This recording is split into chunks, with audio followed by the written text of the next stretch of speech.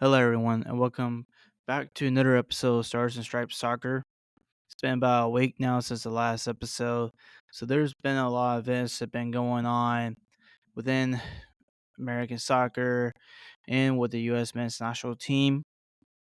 So there's going to be quite a bit that will be covered in today's episode. To begin with, talk about a couple players, American players who have gotten into a Europa competition next season. One of them is Leonard Maloney and Heidenheim. They were able to qualify for the Europa Conference League next season after the Leverkusen had won the DFB Pokal.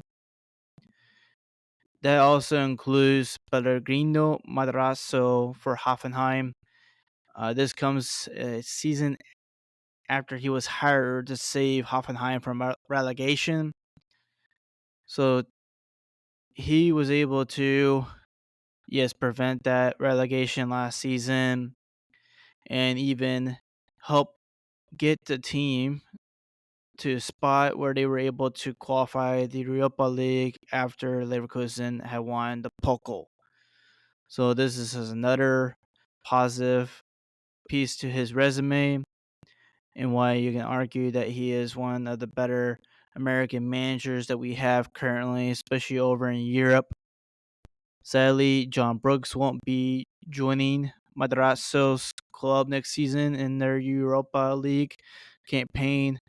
He will be becoming a free agent after 2 seasons with Hoffenheim. So far, there hasn't been any talks about where he could potentially be going to. Uh, but I would not be surprised if he stays with a club in the Bundesliga, maybe even a brand new promoted team, St. Pauli. So we'll have to see what goes on for him in the next couple of months, see where he decides to go. I know some people joke about how if he comes back to MLS, does not back, he never played in MLS, my bad. If he goes to MLS, that it could get the attention of Greg Berhalter, since he likes his MLS players. Um, it would be funny if that is the case. It probably won't be surprising at all if it was to be the case, but I don't know if John Brooks has an interest to play in the MLS, especially when he spent his entire career at a Bundesliga club, except for that short time with Benfica. Taylor Booth and Udrich came very close to qualifying the Europa League themselves, but they fell short against Go Ahead Eagles in the playoff finals uh, to get that qualification spot. Uh, so if he says that Utrecht, he won't be playing at a Europa League, playing in a Europa competition. So if he does make a move in the summer, which there have been talks about that potentially happening, he could, but we'll have to see if he does leave and where he will go to. But there are been some positive turnarounds for his time at Utrecht, because it had been a very rocky start for him underneath the new manager, and also with the injuries. But when he did return back from that second injury that he had earlier in the season, he did become a starter for Utrecht. Except for that very first match where he returned, he came off the bench. So maybe there is a future with him at Utrecht still. But I do think he probably needs to go find another club, because this season with that new manager really did not help his image and create a lot of doubt of his future as a 18 player for U.S. men's national team, and that is his goals to play and be one of the first names on the U.S. men's national team roster. Other news is that Chris Lunt injury could put him in doubt for the Copa America. It is a day by day situation. He did make an appearance on the bench for Palermo against Venezia, but we'll have to see still because he didn't play in that match. Um, Hopefully he does participate. Could use him as an option, and hopefully if he is there, it can potentially duke out a player like Shaq Moore from participating in the Copa America. But if he can't, it may be that one player that has to be removed from the 27-man roster that was called up last week, unless there's some other changes that will be made by Berhalter, where besides Lunt, it'd be probably Adams because of injury, or Tyler Adams, not Tyler Adams, um, Tim Tillman. I mean, uh, so far there hasn't been any developments on that, other than the fact that he made the bench for Palermo when they lost to Venezia. Other news is on Brian Gutierrez. Apparently, Mexico has been in contact with him as of recent. I know that Hovane was saying that um, Mexico had been talking to him for months now, and that he was open to play for Mexico, but those who were close to sources within Chicago said that wasn't the case, that it was alluded that they were making contact with him, but it wasn't him also saying that he was open to the idea. But because he hasn't been getting call ups, it looks like that could be changing, where Gutierrez might keep that door open. He may visit that, especially if he doesn't make the Olympic roster. He wants to play for the U.S. at the Olympics, but if that doesn't happen, we may be seeing him put on the L3 kit. But some of this cannot be put on U.S. soccer. This also has to be blamed on Chicago as well, because they had denied call ups, like when they called him up to the U20 World Cup, but Chicago said no. That's probably the most notorious event where Chicago had denied a call up.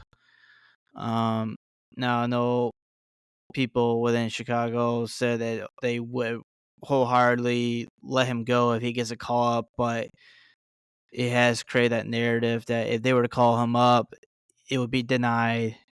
So you could put in a thought process of why call him up if Chicago's just going to deny it. So we'll have to see if he gets called up to this upcoming friendly against Japan, and ultimately on the Olympic roster. On other news regarding some youth soccer is that 18-year-old goalkeeper Julian Iastone has finalized, or is about to finalize, a deal to go to Brentford. This is according to Tom Bogert. So it's great accomplishment for him at such a young age to sign with a Premier League team. But we could probably see him play for their academy for a while. Let's say they decide to loan him out to a lower tier English championship side, or League One side, whatever, that's willing to take him, whatever they think is best suited for him. I know within some chats that are out there on Twitter that it could be better option for him if he has stayed in MLS and developed, or at least done a loan at the USL. But that is probably true. But there's they can't deny the fact that there's a possibility where he could go on loan at the USL or MLS. Like, just because he's going to sign with Brentford doesn't mean that that couldn't happen. So we'll have to see. Maybe he will request doing a loan with the USL team, because he had been playing for North Texas. So if he's playing with North Texas right now, and uh, there's doubt that he would play for Dallas. Now, on that too, he did back out at the last minute to make a move, not move, but a contract with Dallas. But that also came shortly after he had signed with a new agency. So that agency probably managed to get him into Brentford. Um, but he's definitely one to keep an eye on, see where Brentford sends him this summer on loan. Also, uh, there was a Dutch account, not a major account, very small account, so that PSV is interested in Caleb Wiley as a left back option, and that has to do with Ernie Stewart. Um, Now, someone who is quite reliable did say that that account happens to be correct, that Wiley is on PSV's radar. But I don't know how I feel about him as a left back option, because when we look at him playing for Atlanta, the best times that he does play is either as a left wing or left wing back. Uh, I know a lot of people are dead set on him playing as a left back because that's where he's been predominantly playing at the youth level is at left back.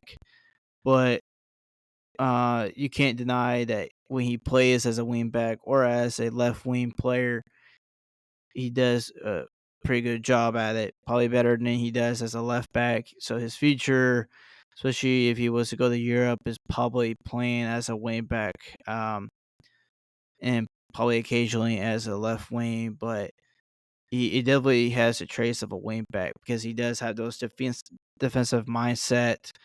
Um, but he is great going forward and willing to challenge the defenders when trying to go into the opponent's box.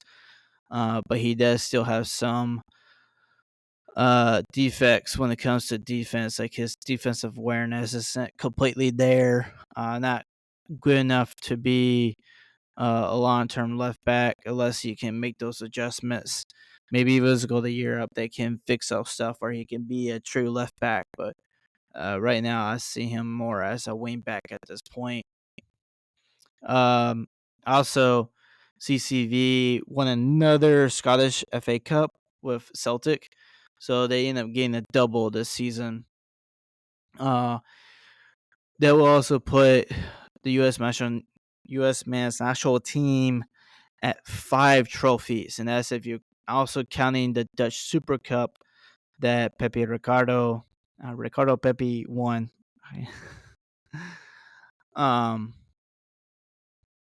That might be the only trophies that will win this season as a U.S. national team fan base and as a team. So, maybe there's another one out there, but this is on top of my head. I think that is it. Um, Also, one last thing, main point is CONCACAF announced the match schedule for the third edition of the Nations League. Uh, we do have an automatic bid to the quarterfinals, so we won't have to be playing these group stages. The way how it's currently structured, we are the second ranked seeded team in the quarterfinals, so we'll be facing the second best team in either of the groups. It's divided by A group and B group. And when you look at the teams, and I'm not gonna go through a whole 16 teams, I can see either being Costa Rica or Honduras, meaning those two teams will finish second in their group. Uh, Either one would be a good outcome for us, and probably more realistic. I would not want to deal with Jamaica, even though they tend to bottle it. I don't want to go through that stress again like we did this past Nations League. Um, no, it's not the third edition; it's the fourth edition. So, yeah, those are the main points for today's topics. But we are getting close to our friendly match against Jamaica for the Olympic team. So I'll probably put together a prediction on who could potentially be in those matches. Um, we, Probably whoever is in that camp will probably be at the Olympics. Maybe one or two that won't make the cut. They'll probably be there to um, see how they do with the group. Um, but also the fact that if the coach calls up 18 players, 3 of those at least will not be on the Olympic roster, but they could be alternate players as well. Um, I do know who is being looked at for the Olympics, based on some individuals and some chats I'm in. Uh, but I can't really speak on those. Uh, Not my sources or anything to be able to say. But I will kind of use that as my idea on who could potentially be there. Based on the list, I was kind of thinking about those individuals anyway. Um, but um, yeah, managed to go through these pretty quickly. But with everything being closing in of the Europa and Europe competitions, um, I'll be able to give some summaries on who did well, who didn't do well in the next episode. Because I'll be working on an article on those as well. Uh, when I have that article, it'd be released on We Are um, Chasing a Cup, chasingcup.com. And but yeah, uh, that's it for today's episode. See you all next time.